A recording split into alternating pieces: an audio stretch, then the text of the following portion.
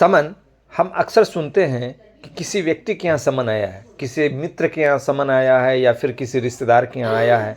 ऐसे में एक नेचुरल जो क्वेश्चन होता है वो है कि समन क्या होता है, इसके बारे में हम जानें। अक्सर समन से हम डर जाते हैं। क्या ये एक इतना सीरियस मैटर है जिसे हम सबको डरने की ज़रूरत है? यस, ये एक सीरियस मैटर है, लेकिन इतना भी डरने की ज़रूरत नहीं है। आज के इस वीडियो में जुड़कर आपका डर खत्म हो जाएगा समन के संबंध में, और कई सारे ढेर क्वेश्चंस के आंसर आपको इस वीडियो में इन डेप्थ जानकारी मिलने वाली है। यकीन मानिए कि समन और वारंट दोनों एक ऐसे टर्म हैं जिसके बारे में सुनकर हम सब लोग को कहीं ना कहीं एक मन में कानूनी भय पैदा हो जाता है। आप सपोज करें कि आपने किसी रिश्तेदार के यहाँ शादी है, किसी मित्र के यहाँ शादी है, तो क्या आप ऐसे ही चले जाएंगे? नहीं ना। जब तक कि कोई इनविटेशन कार्ड आपके पास नहीं आता है, आप उस शादी में नहीं जाते हैं। तो समन भी कुछ ऐसा ही है। यह एक लीगल इनविटेशन लेटर के रूप में आप कह सकते हैं। ज़रूरी नहीं है कि आपने कोई अपराध किया हो तभी आपको ये समन दिया जाता है।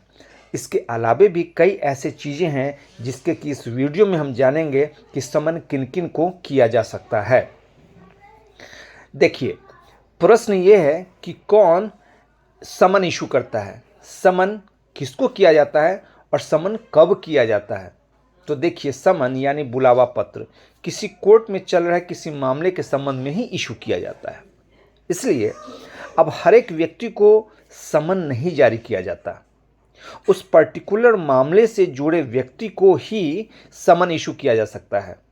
या तो वह व्यक्ति डायरेक्टली उसमें इन्वॉल्व हो, यानी वो एक्यूज्ड के रूप में हो, या उस घटना के बारे में कुछ जानकारी रखता हो ताकि वो कोर्ट के सामने आकर वो कुछ उस मामले में प्रकाश डाल सके। तो ऐसा व्यक्ति कौन हो सकता है? ऑब्वियसली एक्यूज्ड पर्सन, यानी अभियुक्त व्यक्ति। ये एक्यूज्ड व्यक्ति ऐसा होता है जिस पर सीधे सीधे एलिगेशन इस बात के लिए होता है कि उसने किसी अपराध को किया है, इसलिए समन ऐसे व्यक्ति को तो जाता ही है। इसके अलावे विटनेस यानी गवाह, जिसे हम साक्षी कहते हैं, जिसे मामले के बारे में जानकारी होती है, ऐसा व्यक्ति जो उस घटना को होते हुए देखा हो या उस घटना के बारे में सुना हो या उस घटना के बारे में कुछ न कुछ जानकारी रखता हो, ऐसा व्यक्ति उस केस का विटनेस कहा जाता है। अब इसमें ऐसा व्यक्ति भी शामिल होता है जिसने उस अपराध का संचालन किया हो, यानी इन्वेस्टिगेटिंग ऑफिसर जिसने कि इन्वेस्टिगेशन किया हो। ऐसे मामले में वह भी हो सकता है जैसा कि डॉक्टर जिसने पोस्टमार्टम किया हो या मेडिकल एग्जामिनेशन किया हो। और ऐसा व्यक्ति एक्सपर्ट भी हो सकते हैं। एक्सपर्ट कौन होंगे? जैसे हैंड राइटिंग एक्सपर्ट हो सकते हैं या फिर राइटिंग एक्सपर्ट हो सकते हैं। ऐसे कई सारे एक्सपर्ट्स भी इस विटनेस वर्ड में शामिल होते हैं जिनको कि समन इशू किया जाता है। अब अगला प्रश्न है कि ये समन करता कौन है? क्या ये सिर्फ कोर्ट का काम है? ऑब्वियसली कोर्ट करती है, समन इशू जारी करती है, लेकिन क्या यह लिमिटेड कोर्ट तक ही है लिमिटेशन कि कोर्ट ही इसे इशू करेगी? तो हाई कोर्ट इस मामले में किसी व्यक्ति को यानी किसी ऑफिसर को भी ऑथराइज कर सकती है समन इशू करने के लिए। तब उस स्थिति में हाई कोर्ट द्वारा जो ऑथराइज्ड व्यक्ति है उस व्यक्ति के द्वारा समन इशू किया जा सकता है। अब एक इंटरेस्टिंग फैक्ट के बारे में हम जानते हैं। वो क्या कि क्या पुलिस को भी समन करने की शक्ति है? हाँ दोस्तों, कुछ लिमिटेड स्थिति है, कुछ लिमिटेड कंडीशन है जिसमें पुलिस भी समन इशू कर सकती है। जैसे कोई सुसाइडल केस का मामला हो जिसमें कि पुलिस इन्वेस्टिगेशन कर रही हो, या कोई यूडी केस हो। यूडी केस बोले तो अननेचुरल डेथ, जैसे एक्सीडेंटल केस, जैसे सस्पिशियस कंडीशन में कोई डेथ किया हो, ये जल करके मरी हो।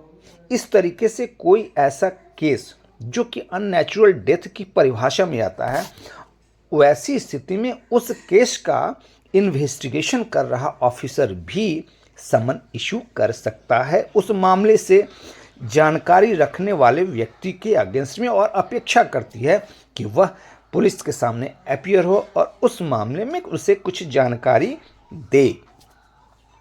अब देखते हैं कि समन में एक्चुअली होता क्या है।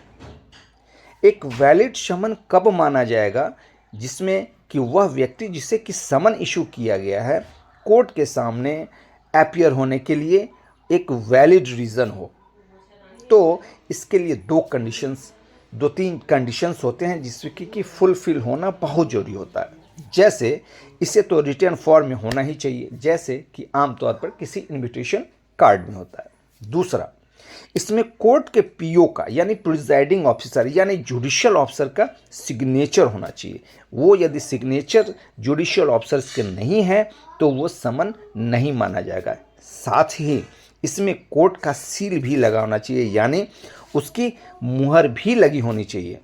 याद रखिए, समन हमेशा डुप्लीकेट होती है, यानी 2 कॉपी इसकी तैयार की जाती है।